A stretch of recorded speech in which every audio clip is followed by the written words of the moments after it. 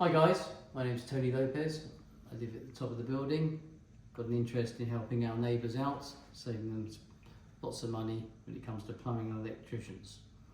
I've got Kimber behind the camera helping me as ever. This is the second of our videos, although we haven't quite posted the first one yet. Today we're talking about the dreaded solenoid valve. In theory, you should have at least one of these in your property. They're about £26 each plus VAT, and you can get them online. Consult the welcome pack and you'll be able to get it that way. This needs to be installed by a plumber, although it's easily installed. I'll do my own, but you probably got to get a plumber if you're not confident with it, especially if you could flood your neighbours out. But the problem is, these tend to go on a Friday night or at the weekend. It costs hundreds of pounds to get a plumber out. We have a plumber, John, who was here for the very beginning. He does it for about £95 when you've got your solenoid valve. But it takes a few days to get here usually. You can't go without water for a few days. So you need one of these, and you ought to have one of these. Let's go and see where the solenoid valve is and how this might help you. So my water, let's say, has stopped running. So I need to find the valve, and it sits just there at the back. If we follow the line in, the mains come into your property. There's an isolation handle. You should know where this is. If there's a leak in the house or a problem, you can quickly turn all the water off with this, all the way to 3 o'clock position. I'm going to bring mine back. If you follow it down, we get to the water meter itself. And follow it down again, we get to the valve. We're going to zoom in on the valve. Normally, that should have an electrical connection. I've taken mine off for the purposes of this video. It's this thing here. It will have two wire connections. There's no danger. It's a low voltage, so you can touch this without any worry whatsoever. Okay, it's not mains, it's low voltage. I've just taken mine off. This communicates with this over here. If we come around here, my utility room is slightly different to everyone else's. This is the flow stopper. If there's an electrical leak detected by one of these trolley things on the ground, this thing here, you can see it there. Make sure the light's very good. It's got prongs on it. You can see there. I'm touching it now, so I set it off by touching it. So I'm going to put that down again, face down. It must be face down, so any water will set it off. And I'm just going to mute it. There, that's muted. But that doesn't mean the underlying problem isn't sorted if you've got a leak. It's just muted it for your convenience. You have to make sure, if I unmute it, it's still there, it's still a problem. It's only because I've touched it, it takes time to reset. So what happens if you have got the water leak detection valve going off? Well, the first thing to do, of course, is look for a leak. Typically, we're under the sink or under the kitchen, in a bathroom. You've got to isolate it. It'll be where one of those devices is. I'm just going to reset this. If we just press reset, I've reset it. I haven't got a leak, so it sets all right. If you can't reset it and the thing's still visible or still going off, you've got a leak somewhere. Okay, I've reset mine because all I was doing was touching it to make the point. So what do you do? If you haven't got a leak, but you've got no water, you turn a tap on within your earshot. Mine's in the kitchen, for example. When you turn your tap on, there'll be no water. That's your problem. And just by using one of these, it's got to be a fresh 9-volt battery. I've got a couple here, as you can see. You can kick the valve to open it up to let the water through, to get you through to after the weekend, because it sounds like the valve's going if this happens and you need this battery. And all you do is you go up against these two prongs with the battery, or you can use a cheat device. We can just, and sometimes you get a spark. I'll try a new battery to see if it sparks with this new one. No, it's not sparking. But either way, I haven't got a problem with my system, you see, so it probably is. Oh, there, just see it there. I don't know if you can see it now. I think the video will pick it up. Kim, push the thing in a bit more towards the wall.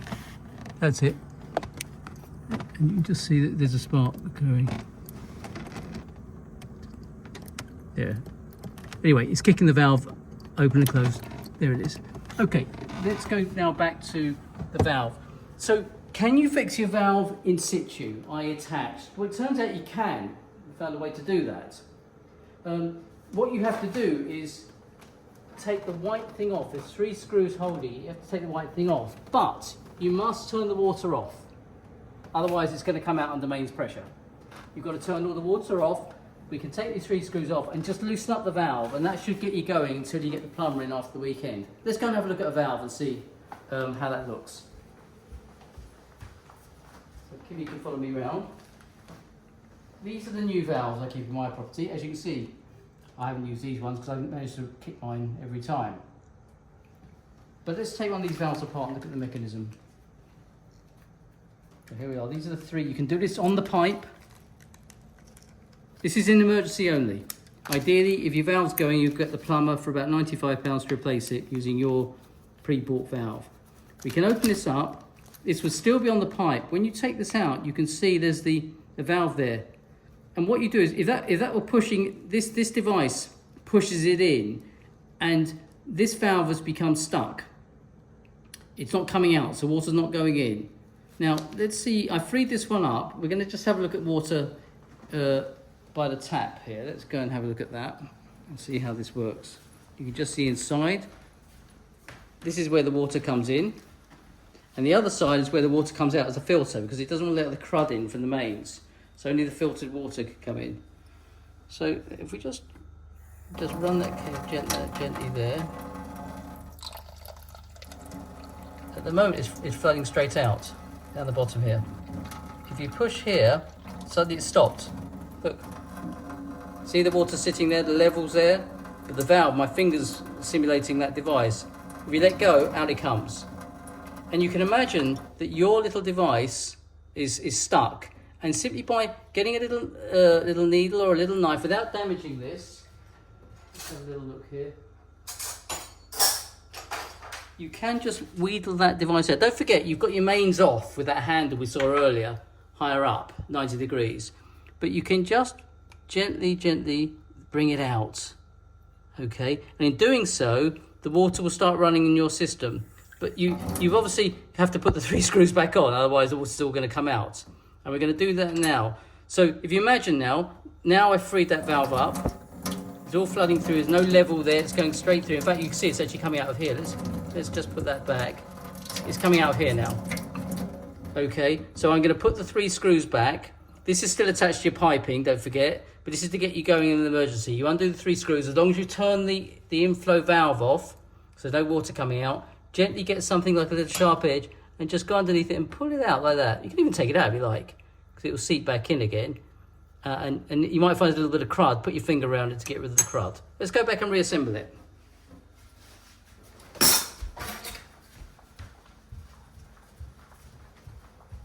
Before we reassemble, let's see what the battery does. If we keep an eye on that for the moment, I'll go and get the battery.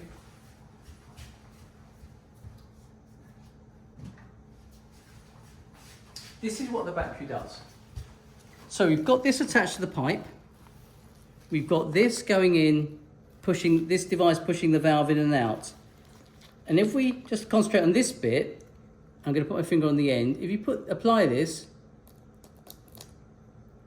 it applies a current. Can you see what we're doing? We're simulating if the pipe, if your water's stuck and you haven't bothered taking your valve apart yet, hopefully you can manage without the valve, just the battery. By applying this, that way around, rather, the valve's going inside and bringing that diaphragm back, hopefully letting your water get going again to get you through the weekend. I've always told you it doesn't matter which round it goes, which way around it does. Because if you look at this now, you can see that applying one way causes it to go in, applying the other way causes it to spring out. That doesn't matter, because in the situation where you're actually in real time, that way is freeing that valve up. That's why I say do either way. Give it a kick. You can actually hear it. Hear it? And before it was stuck because it was all gummed up. So, if you haven't got the confidence to take the 3 screws out, and be careful because it's at your own risk, because water's coming, you must turn the mains valve off. I showed you it. Once you turn it off, and if you can't get it going with this, and it's the weekend, and you want to pay for an expensive plumber, just undo the 3 screws, 1, 2, 3, release the mechanism, and just try and gently tease this valve out with a little nail, with your fingernail, and just sort of loosen it up, clear the crud out and put it back, reconnect, and turn the mains back on. You should find you've got water. This is an emergency only, okay? If this doesn't work, with or without the cheat device, try undoing the screws, providing the mains are off, just to loosen that diaphragm. Remember my finger was holding it, and that's the same thing here. It's jammed. It's held in place. Good luck. Any problems, you can DM me, and I can give advice over the phone. It's advice as best I can. You're responsible for your own apartment, and I can only do my best to help you get going in emergencies. Thanks so much. Have a good evening.